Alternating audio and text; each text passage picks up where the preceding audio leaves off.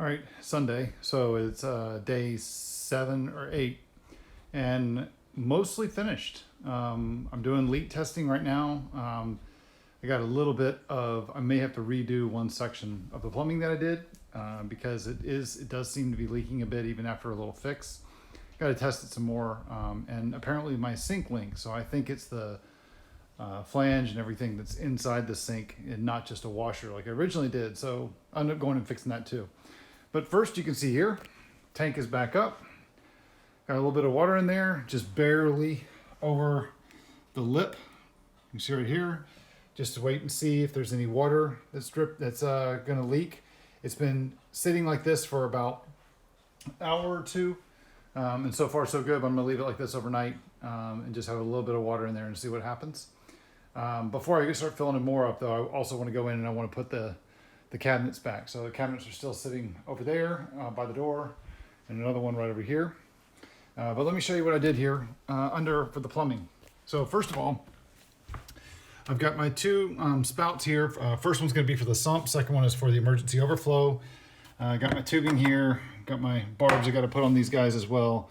And these are turning into be quite a pain in the butt to get these in these tubes because these things they're not just fitting on really easy. So I'm gonna try next to use a heat gun to kind of warm up the tube and then give it a shot. But here's the overflow box, which you see here. Overflow box, the way it works, there are two pieces in there. So I get that good. There you go. So on the one on the left is a union, it's a U shape, and then the other one is a tall pipe. So let me kind of explain what's going on here. So water will come out or go in here on the other side of the tank. So you can see where I've got the, oh, glare is kind of bad. There you go. So there's the overflow that's right here. So that'll sit, water will go in. You can see it's got nice teeth in it. That's from Custom Aquariums. It's called their Stealth Overflow Box.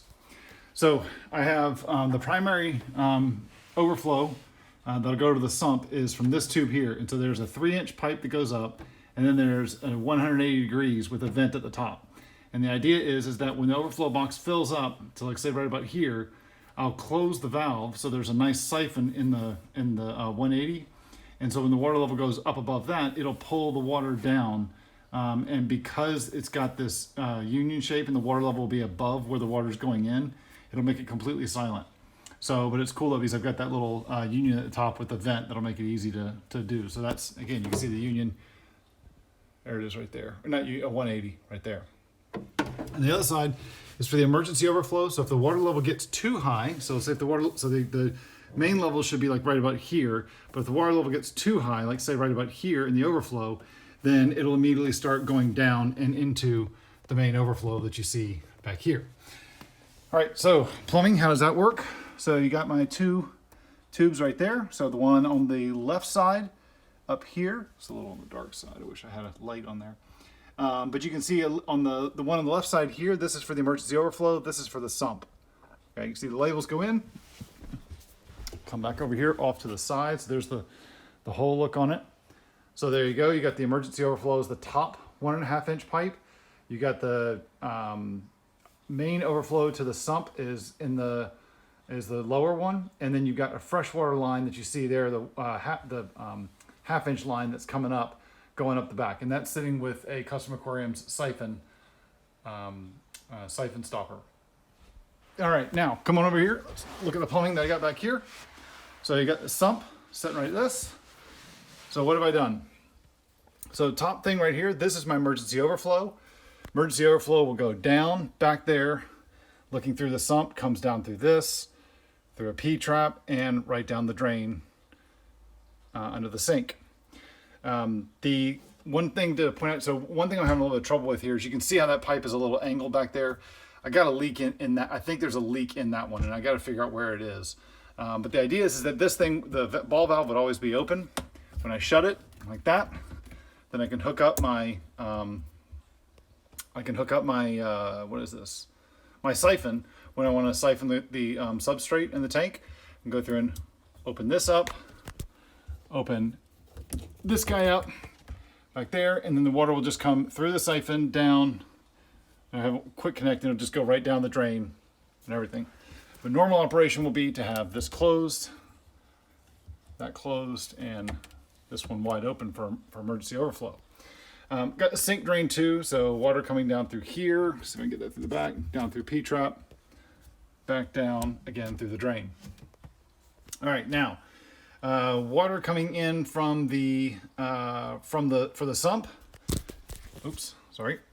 That is this line right here. So this will normally be open, like this. Normally be open. Come on this way, all the way back over here and down into the sump. All right, got it closed for right now. The pump in this in the filtered water, the pump will come up and it will pump into this guy right here. That water will go all the way back, all through here, and then into the 1/4 inch back to the tank.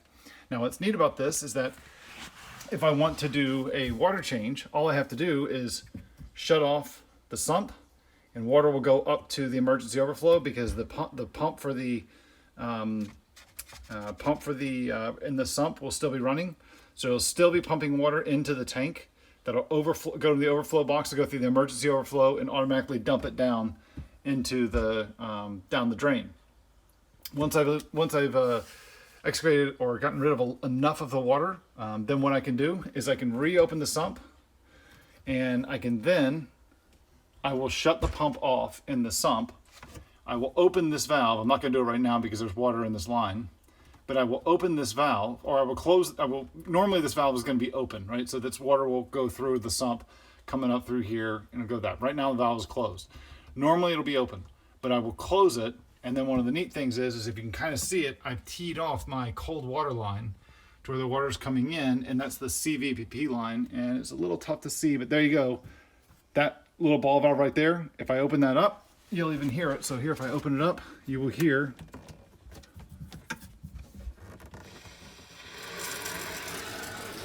water running into the valve. So I can easily put cold water back in.